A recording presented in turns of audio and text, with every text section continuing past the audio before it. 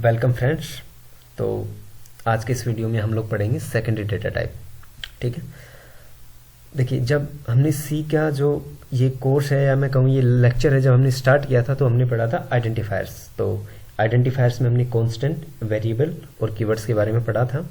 ठीक है, और कांस्टेंट में हमने पढ़ा था जो प्राइमरी डेटा टाइप है, यानी कि इंटीजर है, रियल है और कैरेक्टर है, इसके बारे में पढ़ा था। और जो सेकेंडरी डेटा टाइप है वो हमने छोड़ दिया था। तो चलिए पढ़ते हैं सेकेंडरी के डेटा टाइप के बारे में। देखिए, secondary data type means data type which are made from primary data type, यानी कि जो इंटीजर है, रियल है, कैरेक्टर है, इन सब से मिलके ही जो डेटा टाइप बना है वो सेकेंडरी डेटा टाइप है। चलिए एक एग्जांपल देख लेते हैं। कोई भी एक ट्री है, ठीक है, उसकी पत्तियां क्या है, या फिर ये समझिए पत्तियां हैं वो एक प्राइमरी डेटा टाइप है, टहनियां हैं अलग प्राइमरी डेटा टाइप है, उसका तना है वो प्राइमरी डेटा टाइप है। इन सब को हमने कंबाइन किया, यानी कि इनके जो अलग अलग बॉडी पार्ट्स थे हमने उनको असेंबल किया तो एक ट्री बना, यानी कि एक पेड़ बना, उसको मैं सेकेंडरी डेटा टाइप बोल रहा हूँ। ठीक है, तो ऐसा ही कुछ है। Data type which are made from primary data type called secondary data type, यानी कि ऐसे डेटा टाइप जो प्राइमरी डेटा टाइप का इस्तेमाल करके बनते हैं वो सेकेंडरी डेटा टाइप है। सेकेंडरी डेटा टाइप्स जो जिनके बारे में हम लोग पढ़ेंगे वो है array, string, pointer, union, structure, enumerator. ठीक है, तो चलिए सबसे पहले शुरुआत करते हैं एरे के बारे में। Array is a linear collection of similar element, यानी कि लीनियर मतलब कंटिन्यूसली, ठीक है ना, कलेक्शन ऑफ सिमिलर एलिमेंट्स, यानी कि कुछ ऐसे एलिमेंट्स जो सिमिलर हैं, या मैं कहूँ जिनका नेचर एक जैसा है, जिनकी प्रकृति एक जैसी है, या कहूँ या तो सारे ही इंटीजर टाइप के हों या सारे ही फ्लोट टाइप के हों। देखिए सबसे पहले ये जानते हैं कि एरे की आवश्यकता कहाँ पड़ी, इसकी नीड कहाँ पड़ी। देखिए मेरे को क्या करना है कि 5 बच्चों के नाम मेरे को स्टोर करने हैं किसी भी प्रोग्राम के अंदर, तो मैं क्या करूँगा कि 5 वेरिएबल बना लूँगा, जैसे कि अपन अब तक बनाते आए हैं। ठीक है, लेकिन मान लीजिए कि मेरे को 1 लाख बच्चों का डेटा स्टोर करना है, ठीक है, तब वहाँ दिक्कत आती है। ऐसे में हमें, अगर मैं 1 लाख वेरिएबल बनाने बैठूंगा तो उनको याद करने में और समझने में या फिर उनका इस्तेमाल करने में मेरे को कॉम्प्लेक्सिटी होगी। ये पॉसिबल नहीं है ह्यूमन बींग्स के लिए, क्योंकि बहुत ज़्यादा डेटा है वो याद रखने पड़ेगा। तो इस कंडीशन को रिड्यूस करने के लिए हमने एरे बनाया है। ठीक है, अब बोलते हैं नेक्स्ट टॉपिक है वो देखते हैं। Array is also known as subscripted variable. ठीक है, अभी सब्सक्रिप्टेड वेरिएबल क्यों कहला रहा है, ये कुछ टाइम होल्ड कीजिए, इसको बाद में एक्सप्लेन करते हैं। Collection of homogeneous data type, इसका मीनिंग भी वही है कि collection of similar data type. ठीक है, होमोजीनियस यानी कि एक ही जैसे हो। अगर मैं कहूँ डिफरेंट टाइप का डेटा टाइप हो तो वो हेट्रोजीनियस आएगा। ठीक है, अगर सिमिलर डेटा टाइप होगा तो उसको होमोजीनियस बोलूंगा। ठीक है, देखिए एरे का सिंटेक्स देख लेते हैं। एरे, सबसे पहले एरे का नाम देते हैं, ठीक है, और फिर उसका साइज लिख देते हैं। ये एरे का जो सिंटेक्स है, सिंपल सिंटेक्स। ठीक है, अब ये हो गया एरे का सिंटेक्स। अब ये एरे किस प्रकार के डेटा को स्टोर करेगा, वो डेटा टाइप डिक्लेरेशन में होगा, यानी कि डिक्लेरेशन ऑफ एरे में होगा। ठीक है, देखिए एरे का नाम हो गया कोई भी, और इसके अंदर हम लोग साइज डिपेंड करते हैं। जितना साइज लिखेंगे इसका मतलब है क्या है कि वो एरे उतने ही वेरिएबल को स्टोर करेगा। यानी कि मैंने लिख दिया A5, इसका मतलब हुआ नंबर ऑफ वेरिएबल कितने हो गए, 5, यानी कि ये एरे है 5 वेरिएबल को ही स्टोर करेगा। देखिए अब 5 वेरिएबल हो गया तो इस वेरिएबल का जो डिस्ट्रीब्यूशन हो किस प्रकार होगा, A0, A1, A2, A3, A4। अब देखिए A5 है तो इसका मतलब ये नहीं है A5 तक स्टोर होगा, क्योंकि देखिए 1 2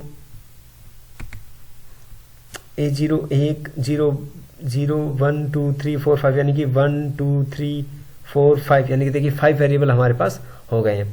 क्योंकि जो एरे का जो इंडेक्स है वो हमेशा 0 से स्टार्ट होता है। ठीक है, तो इसलिए क्या होगा कि ये 4 तक जाएगा, इसका जो इंडेक्स है वेरिएबल 5 हो जाएंगे।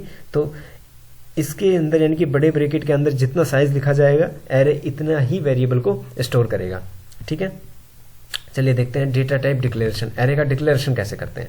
देखिए एरे का डिक्लेरेशन, सबसे पहले डेटा टाइप लिखेंगे, फिर देखिए जो सिंपल जो एरे डिक्लेरेशन क्या कर रहे थे हम लोग, एरे का नाम और साइज, और हमें जिस टाइप के डेटा का स्टोर करना है, यानी कि जिस टाइप के डेटा का एरे बनाना है, ठीक है, उस टाइप के डेटा का नाम हम आगे लिख देंगे। चलिए अपन एक बार देख लेते हैं।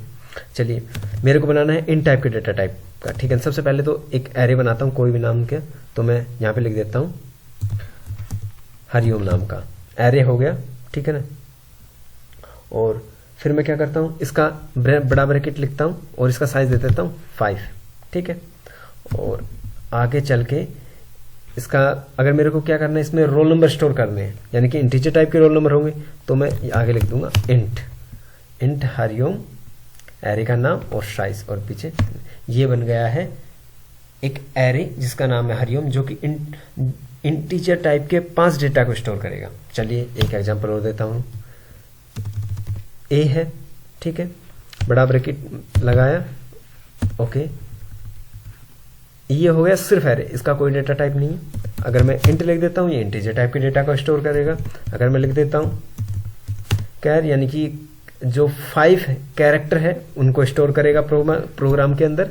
और अगर मैं लिख देता हूँ डबल, तो ये 5 जो डबल जो डेटा है, यानी कि डबल वैल्यू है जिसमें पॉइंट आएगा, उस वाली वैल्यू के स्टोर करेगा। चलिए मैं इंटीजर टाइप के वेरिएबल का एक एग्जांपल एक्सप्लेन करके दिखा देता हूँ, ये किस प्रकार मेमोरी में स्टोर होता है।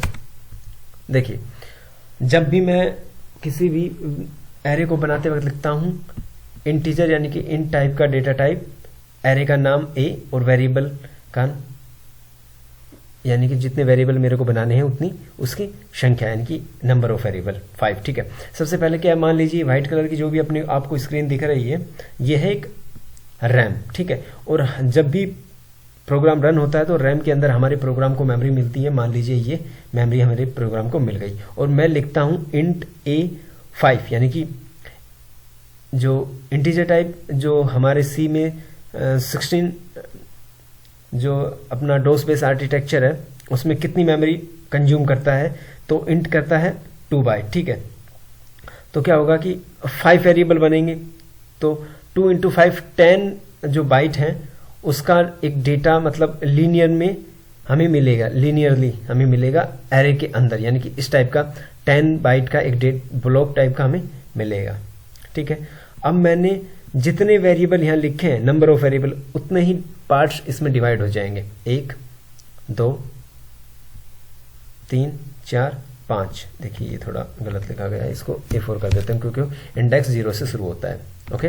यानी कि ये पूरी रैम है, और ये जो A लिखा हुआ है इसको, और ये जो देखिए पूरा ब्लॉक है ना, जो हमने ये 5 ब्लॉक का पूरा एक ब्लॉक है, इसका नाम होगा A, ठीक है। इसका नाम पूरा A होगा, यानी कि A नाम की ये एरे बन गई है, ठीक है। और इंटरनली ये एरे क्या होती है, 5 ब्लॉक में डिवाइड होती है, यानी कि 2 बाइट का ये ब्लॉक होता है, 2 बाइट का ये ब्लॉक होता है, 2 बाइट का ये ब्लॉक होता है, 2 बाइट का ये ब्लॉक, यानी कि हर बाइट का जो हर ब्लॉक होते हैं इसका साइज जो होता है 2 बाइट होता है, ठीक है। और इस पूरे ब्लॉक का नाम A होता है। देखिए अब जब मैं डेटा स्टोर कराऊंगा इसके अंदर, यानी कि किसी स्टूडेंट का रोल नंबर स्टोर कराऊंगा, मान लीजिए मेरे को स्टोर कराना है रोल नंबर फर्स्ट, ऐसे स्टोर हो जाएगा।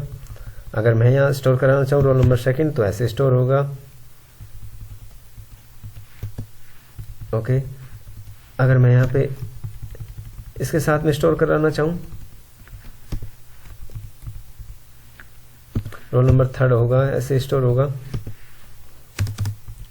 और अगर मैं इसमें स्टोर कराना चाहूँ रोल नंबर 4, और इसमें स्टोर कराना चाहूँ रोल नंबर 5, कुछ इस तरह से स्टोर होगा, ठीक है।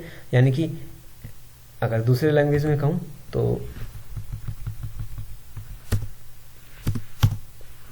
जो A0 है इसकी वैल्यू होगी, ये A स्मॉल आएगा क्योंकि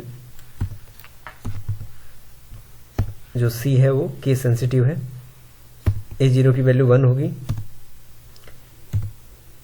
A1 की वैल्यू होगी वो 2 होगी, A3 की A2 की वैल्यू जो होगी वो 3 होगी। इस तरह से ही पूरे जो एरे होगा वो एक्सप्लेन होगा 5 तक। A3 की वैल्यू 4, A4 की वैल्यू 5। कंफ्यूज नहीं होना है, यानी कि और देखिए जो मैं बोल रहा था ना, सब्सक्रिप्टेड वेरिएबल, सब्सक्रिप्टेड वेरिएबल मतलब एक ऐसा वेरिएबल जो इंटरनली डिवाइडेड हो, बटा हुआ हो। तो देखिए एक पूरा जो एरे है वो एक सब्सक्रिप्टेड वेरिएबल है, यानी कि एक पूरा एक वेरिएबल है, और जो सब्सक्रिप्टेड है यानी कि जो इंटरनली बटा हुआ है। देखिए ये जो ए है ये 5 भागों में बटा हुआ है, इसलिए इसको सब्सक्रिप्टेड वेरिएबल में बोल रहा था। और अब इसमें मेमोरी कैसे, मेमोरी में डेटा कैसे स्टोर होता है, एक एग्जाम्पल के जरिए अपन नेक्स्ट वीडियो में अच्छे से एग्जाम्पल के तहत, या मैं कहूँ कि कंपाइलर के ऊपर प्रोग्राम बना के अच्छे से एक्सप्लेन करेंगे। तो आई होप मैंने कोशिश तो की है आप लोगों को समझाने की। उम्मीद करता हूँ आप लोगों को समझ में आ गया होगा। Thank you.